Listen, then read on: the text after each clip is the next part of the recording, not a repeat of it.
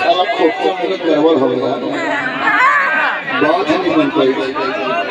सुनना ये हो गया। अरे भैया से तो रोज उठाता है। हाँ हाँ हाँ सुन हो गया।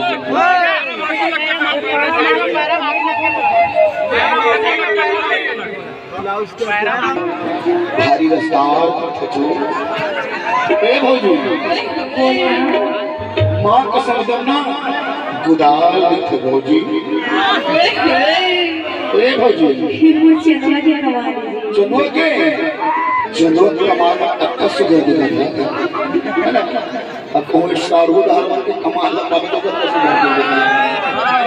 सुन भौजी ज्यादा नहीं बोला मैं ऊपर माहे खुदा ऊपर